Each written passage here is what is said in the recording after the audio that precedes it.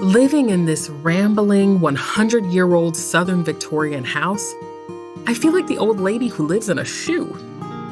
Or the bag lady in that Erykah Badu song. Or that character in the movie Labyrinth who lives in a junkyard and is so deeply embedded in the junk that she's become a part of it. I want to shed all of it. I want to clear out all this chaos that has come to define my life.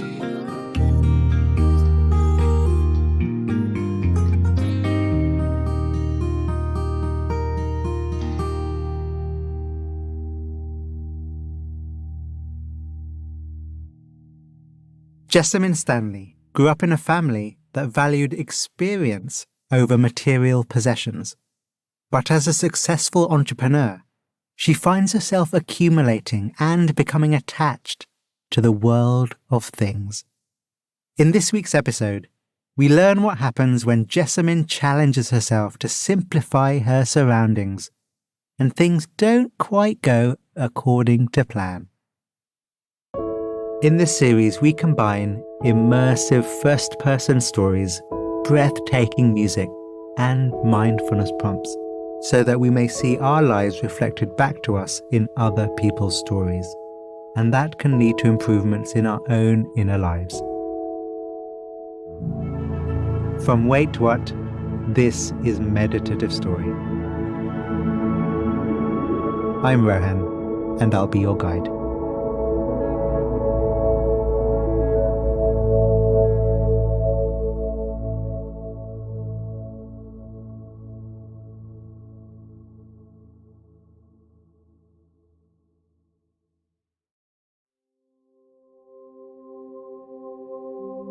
The body relaxed, the body breathing, your senses open, your mind open,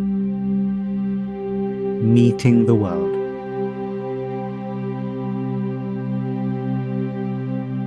The North Carolina sun warms the wooden boards of my friend's back deck. Through the sliding glass door, I see their sprawling open kitchen. The gunmetal gray fixtures and exposed brick. This house feels very modern, but also classic. It's in a part of Durham that's being heavily gentrified. Every time I come back here, it's like some huge change has happened. My friends and I sit in a loose circle of folding chairs on the deck. On our laps, we balance plates piled high with barbecued chicken and rice and grilled vegetables. The smell is amazing. Most of my friends in Durham still work in the restaurant scene where we all met, so the food at these gatherings is always fire. I'm 33 years old, and it feels like in the past few years, I've been going through huge changes too. I'm no longer in the restaurant industry like my friends. I teach yoga. I write for magazines. I publish a book. My work explores yogic spirituality and identity. I speak honestly about what it's like to be fat, Black, and queer through a 21st century American lens. My posts online get a lot of attention, and I become an entrepreneur. There's a spiritual richness to everything I put out in the world now. Which is not to say my life is calm. I work all the time and travel a lot. I really cherish moments where I can slow down, like right here. After dinner, my friends want to play a game. They explain how it works. Someone draws a card with a description on it, and we all write down the name of the person here who best fits that description. Sounds good for a laugh.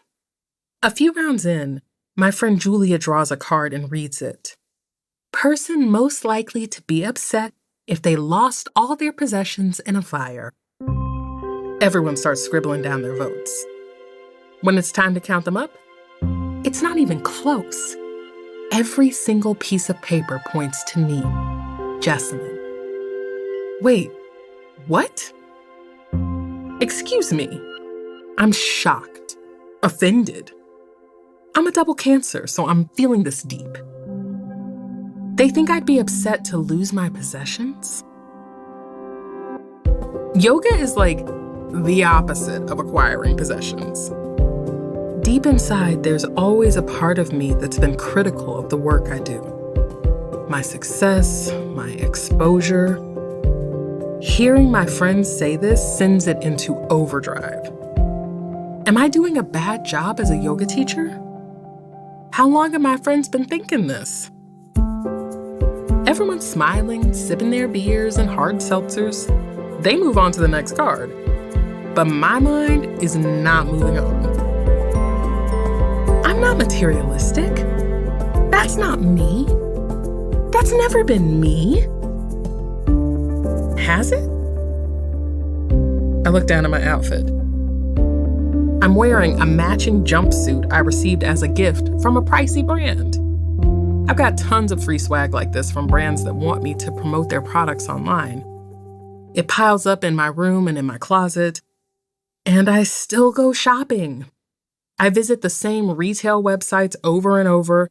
I keep carts open in several tabs on my browser. It's a lot. Growing up, my family doesn't have a lot of money. My dad's a Teamster, drives for UPS. We're working class and raised to be humble. Buying things in our house, even for a birthday or Christmas, it's just not a priority. We don't place a lot of value on material things because it's assumed we just can't afford them. But when I'm 14, I get the urge to have more, to be more. I get a scholarship so I can attend Salem Academy, a prestigious boarding school for girls in North Carolina. There, I'm exposed to wealth I never imagined. Families with fleets of luxury cars. Girls with special allowances just for buying clothes. I start to struggle with both my grades and my self-worth. The girls at Salem are predominantly white and pretty and thin.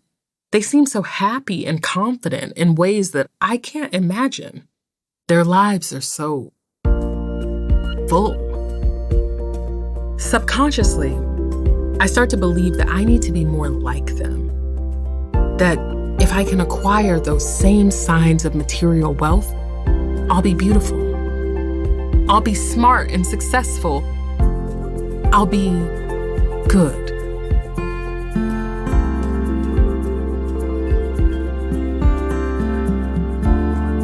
Back on the porch in Durham, my friends burst out laughing at something I don't even hear. I'm still in my head, thinking about the past, thinking about all the unnecessary chaos I've brought into my life, trying to live up to this ideal of a happy, successful person. I thought I'd outgrown this. I thought I was the calm, spiritual yoga teacher.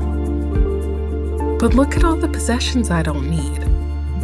All the busyness, all the mess. I'm shocked and ashamed. I don't want this to be true. I can't accept this. I don't want to be this kind of person anymore.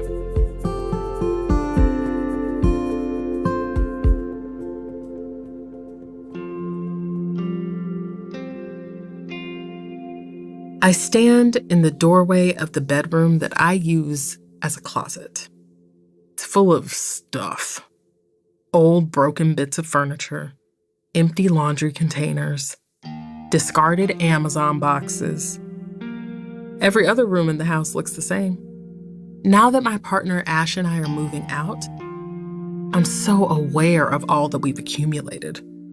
Seeing it laid out like this is overwhelming, but I'm determined.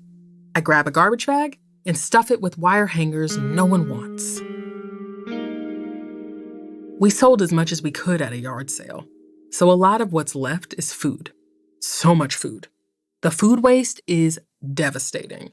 And packaging from PR firms. Actual, literal trash that I have kept because it symbolizes that somebody loved me once or somebody saw me once. Now it's time to get rid of it all. We're just trying to get everything out to the curb before garbage pickup. Our cats are winding through the space, very confused. Living in this rambling 100-year-old Southern Victorian house, I feel like the old lady who lives in a shoe. Or the bag lady in that Erykah Badu song. Or that character in the movie Labyrinth who lives in a junkyard and is so deeply embedded in the junk that she's become a part of it. I want to shed all of it. Not just the belongings, but the house itself.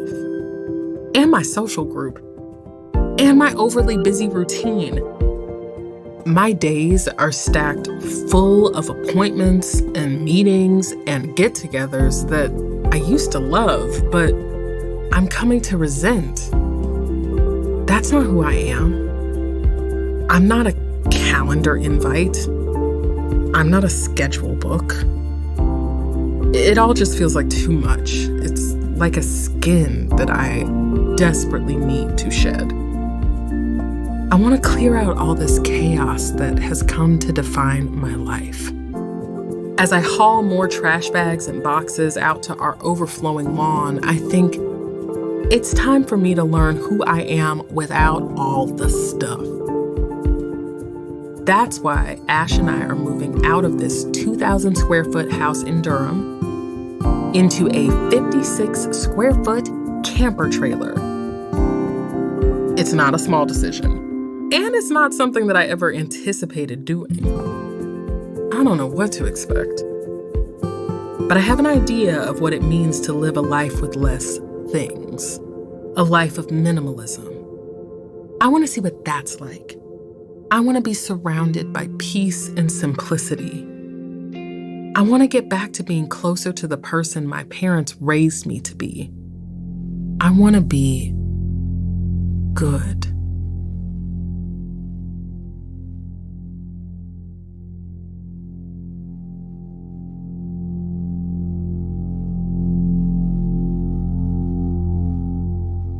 That clutter-free peace Jessamyn describes sounds so attractive. I imagine we've all desired that from time to time. But let's take a moment to imagine that same sparse simplicity existing within us.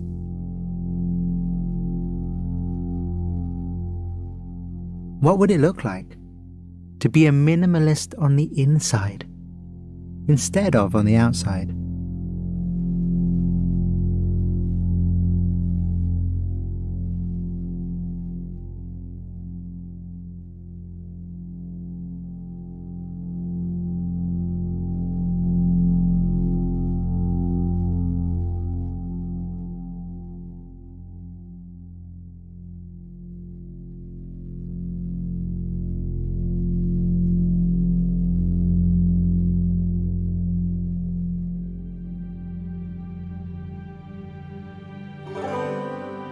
Oh my goodness, Vermont is so beautiful.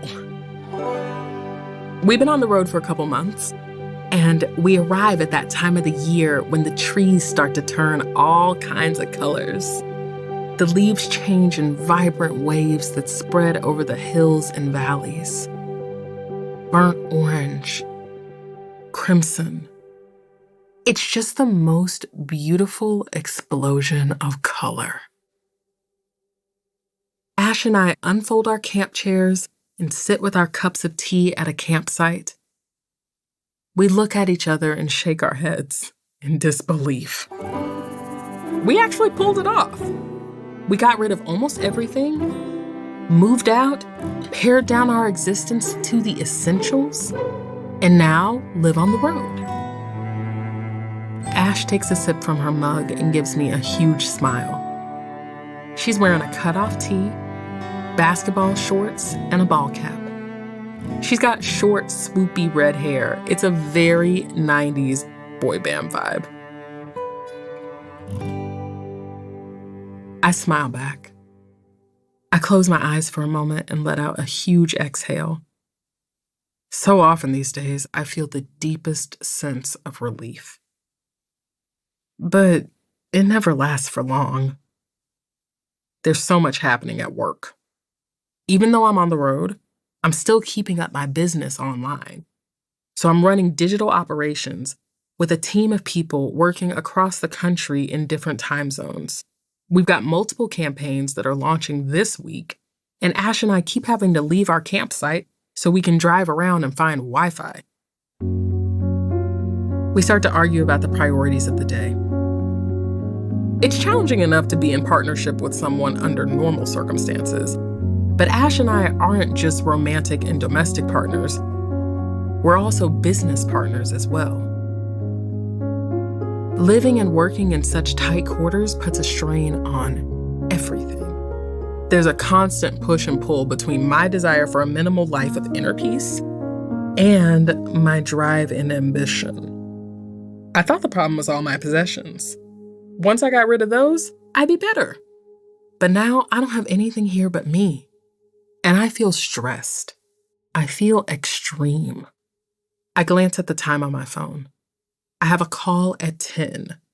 We finish up our tea. Then I rush around tucking things into cabinets so they don't shift around while Ash drives. I grab a folded pair of leggings off the bed and put them back in the drawer under the bench by the table. The one drawer that now fits all my clothes. The camper is very, very cozy. There's room for a mini fridge, a queen-size bed, and some shelves where we put the limited number of books we brought. We own so little now that the things we do have carry more importance. As I put things away, Ash starts driving and we start fighting again. We're fighting about nothing. We're both just frustrated.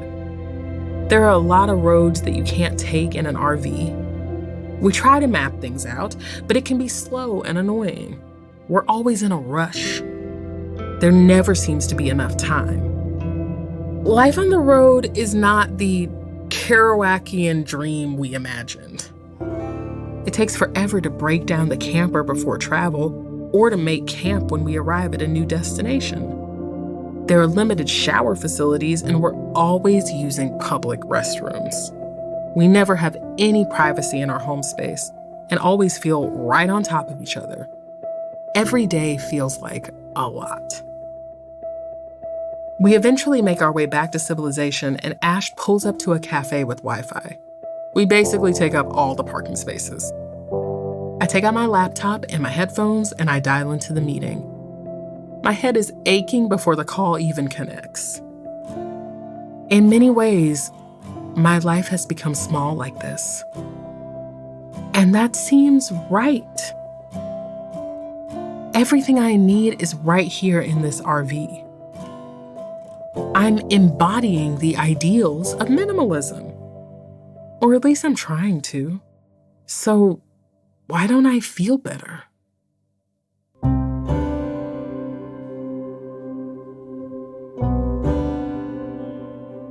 I barely hang up the call when Ash tells me she needs help turning the RV around. The parking lot is a tight space with a dead end. We're both still mad at each other from this morning, but this is where the rubber meets the road in a relationship. The argument doesn't matter. We just need to get out of this situation. I start to open the passenger side door when a beat-up sedan pulls up alongside us. The driver rolls down her window. "Hi there," she says. She's middle-aged, excited, beaming. "How's your day going?" Our camper is so high off the ground that this woman is a full foot below us. I have to look down to make eye contact. I feel flustered and embarrassed. I apologize for taking up so many parking spots, but she doesn't seem concerned. She points to some windows above the cafe.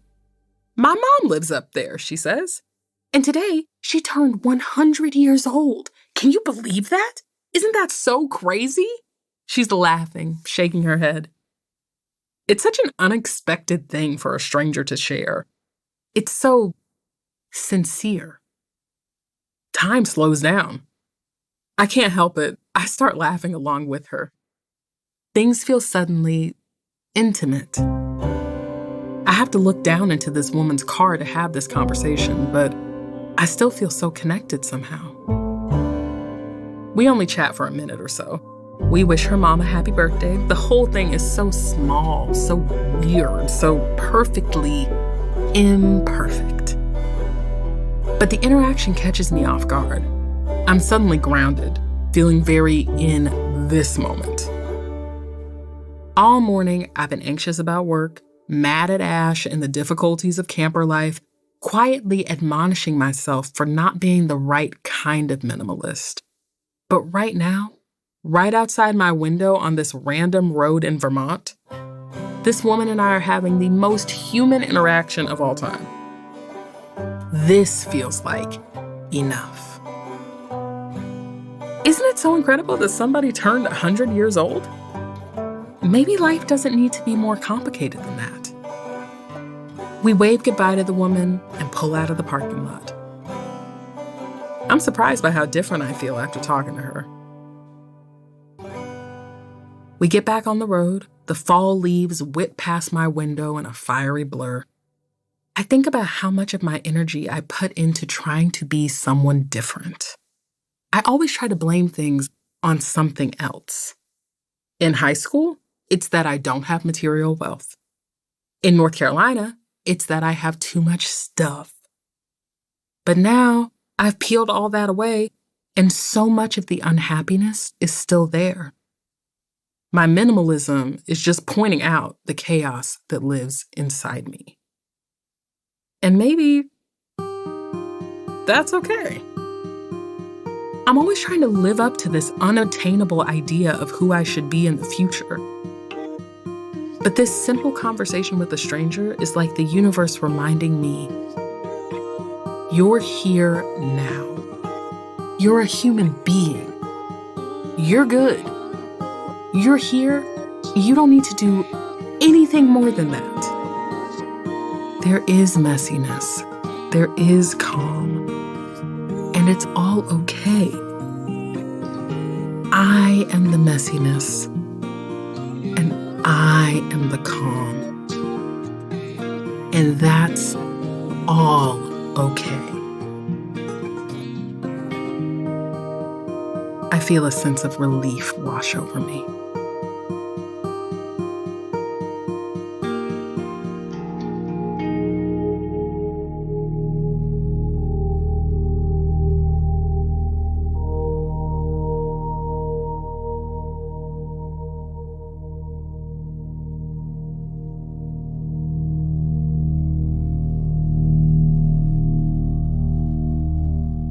It's all okay. Let's ourselves recognize the calm and the messiness in our lives. The perfect and the imperfect. The clean and the chaotic. They're both always there.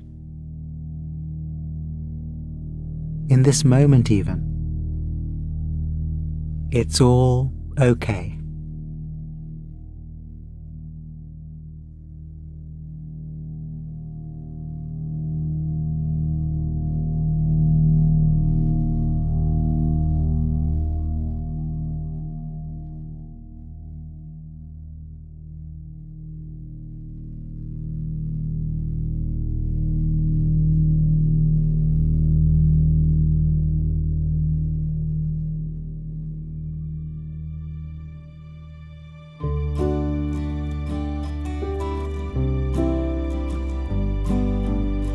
The fog's starting to roll in. The air is cool and brisk. The ocean stretches out before me. I roll up my sweatpants and walk to the waterline, letting my toes melt into the wet sand. Pacifica Beach is my favorite place to come and just look at the ocean. It's so much bigger than all of us, and it is relentless. It doesn't care about emotions. It's just true. Coming down here from where we live in the East Bay helps clear out the muck in my mind. After our journey in the RV, we land in Northern California. Everything is new, like the persimmon tree and the fig tree in our backyard. We have a small house. We only buy what we need. I don't miss my old stuff at all. But I don't beat myself up for owning what I have either. Every possession, even my new rolling pin, has inherent value. It matters.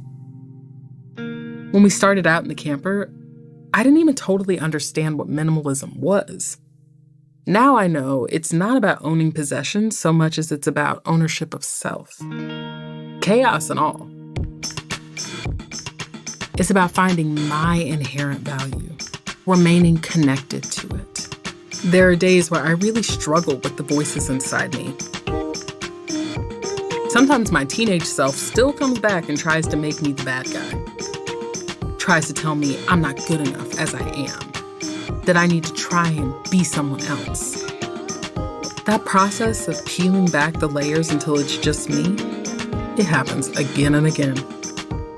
But on my good days, I don't focus as much on who I think I should be, on the things I need or the things I need to get rid of. Instead, I accept who I am, right here, right now, on the inside.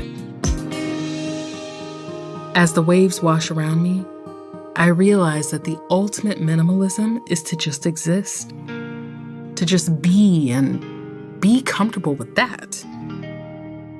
We've all got to figure out how to respond to those internal voices that tell us to question our value. Sometimes we make big changes in our lives to test how something new feels. That's empowering, but it's not always necessary. Because the lesson we need to keep coming back to is this: you are enough. You're here now. You are here. You're good. You don't need to do anything more than be who you are.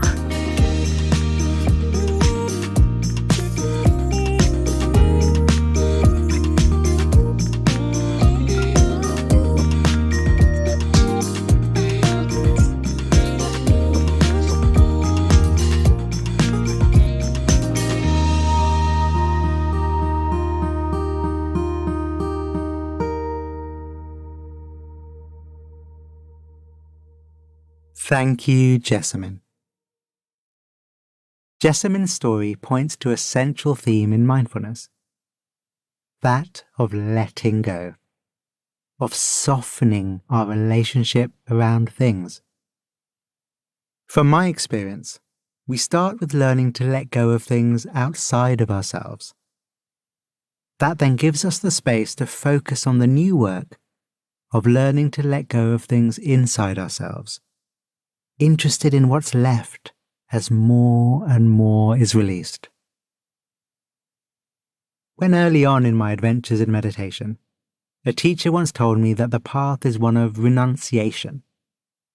I thought they meant the whole monastic thing of living a life without many material possessions, just like that teacher did. But now, I know what deeper renunciation, deeper letting go really means. So, inspired by Jessamyn's story, please do join me in a short meditation. It's a practice inspired by this idea of letting go, and Jessamyn's own teaching of body-based techniques.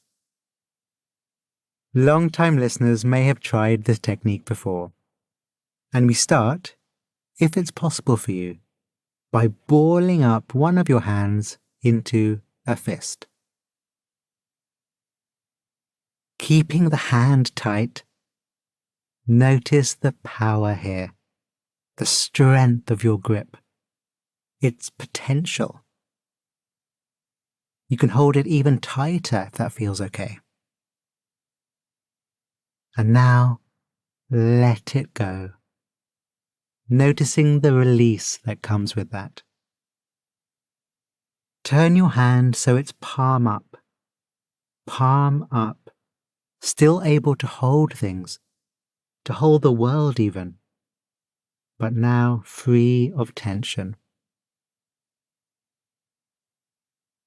Try that again a couple of times if you like, dropping your awareness into your hand and knowing the difference between tension and freedom, between tension and lightness, really landing the knowledge of how the palm up hand can still hold things, but without holding tension.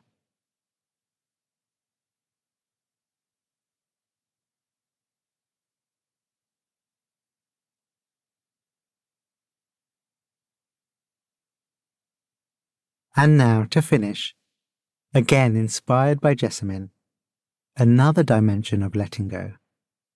Letting go into. Let's let go into the messiness. While there may be glimpses of order now and then, our minds and bodies are often chaotic, often messy. Breathing. Letting the shoulders and hands and jaw be soft. Letting the eyes be soft. And recognizing that it's okay for the messiness to be here. We're complex beings trying to navigate a universe of other complex beings. It's going to be messy. So how about we let go into the messiness? Dropping the need to resist it, or for it to be different. It's okay, you know. This is okay.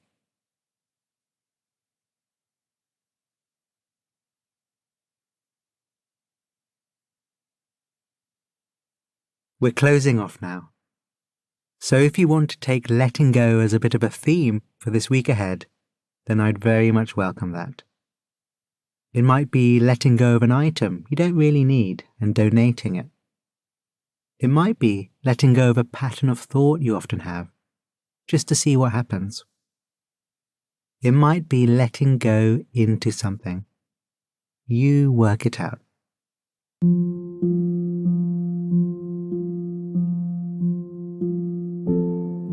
And with that, thank you, Jessamyn, and thank you.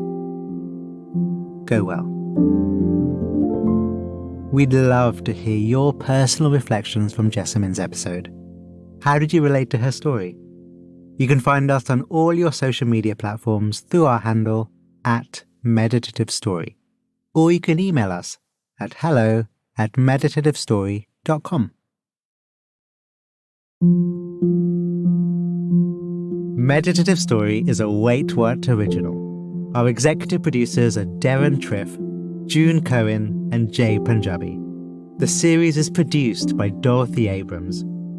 Original music and sound design by Ryan Holiday and Eduardo Rivera. Our scriptwriters are Marie Kilaru, Dan Nealon, and Florence Williams. Mixing and mastering by Brian Pugh. Special thanks to Laurie Hoffman, Sarah Tarter, Katie Blazing, Mariel Carricker, Nikki Williams, Kelsey Capitano, Tim Cronin, Sammy Oputa, Colin Hauer, Brandon Klein, Alfonso Bravo, Brad Whirl, and Brittany Mills. And I'm Rohan Gunatillake, creator of Mindfulness Cards and the all-new Mindfulness Cards for the Family, and your host. Visit meditativestory.com to find the transcript for this episode.